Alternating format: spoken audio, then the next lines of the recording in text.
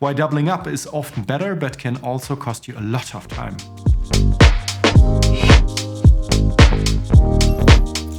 Today I'd love to chat with you about the art of using two cameras. Have you ever asked yourself when and where should I use two cameras? Two cameras are really helpful in situations where there are multiple people involved in a conversation, or when shooting a variety film. This is especially important when there are situations that are happening only once and I have to cover a large area or an event or something where I can't be in 4 places at the same time but still want to cover everything. When filming conversations involving multiple people, this gives me the opportunity to capture a second safety shot or a close-up of an individual. This allows me to move around the room more freely than with just one camera.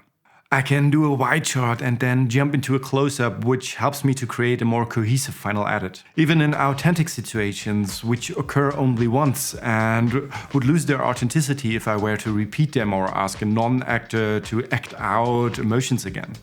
With the second camera, I can capture these genuine moments on the first take. Coordinating two cameras can be quite challenging. It's important to consider not only your own images, but also those of the second person with a second camera who moves around the same room. This requires careful planning to avoid shooting the same thing or getting in each other's way. How can we work together effectively and maximize the use of our two cameras? One way to do this is by assigning specific roles during the shoot. For instance, you can focus on capturing close-up shots of one person while I'll handle the rest. I take care of the wide and medium shots and you'll take care of the close-up.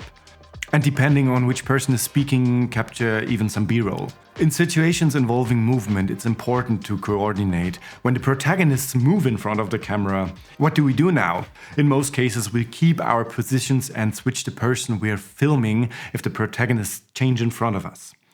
Then I'll take the close-up shots and the other camera person will take the wide shots. This arrangement should be discussed beforehand, especially if the two camera persons are not very familiar with each other, to take full advantage of having two cameras and use them efficiently. If we can achieve harmony between two cameras, it will be like a dance where we pay attention to small signals from each other.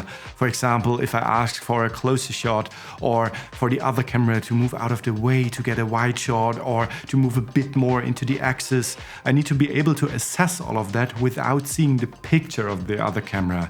This is an important skill to master, but over time it will become much easier to cover such situations with two camera without having to repeat everything. To go briefly into the technical aspects, which are of course important, match the camera settings. That's where the post-production gets really angry with you. If you use different white balances or different codecs, I don't think I need to talk about this any longer, just match the settings of the camera. It's also important to use timecode or some sort of synchronization between the two cameras. And above all, make sure it's actually generating timecode. Walkie-talkies are a great tool to use in noisy or large rooms or fast-paced situations where we need to move away from each other. They allow for clear communication even during filming and can be useful for requesting some item from someone not nearby. Now, I've talked a lot about the positive aspects of two cameras, but I said at the beginning that shooting with two cameras can also take a lot of time. What do I mean by that? I mean situations where it gets very busy or very tight, where we have to get into small spaces where we just get in each other's way. And a lot of times it helps to just say, hey, I'm going to do it without the second camera and maybe do the scene twice. If you want to find out more about shooting solo, you can watch this video right here, but back to the topic. While I'm shooting, I can send the second camera out to do some stills, B-roll, what do I know, time-lapse.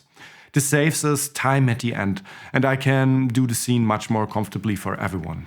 In summary, think careful about when and where you want to use a second camera and whether it makes sense in the situation.